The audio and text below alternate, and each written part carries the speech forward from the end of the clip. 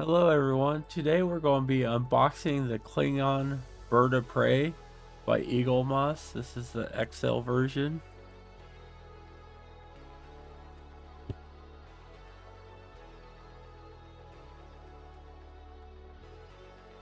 Alright, we got the stand, the other part of the stand, and the ship itself. This is the top view. Here we got the bottom view. I love the color and detail in this. We have the side view here. Got the rear of the ship here. The front of the ship here.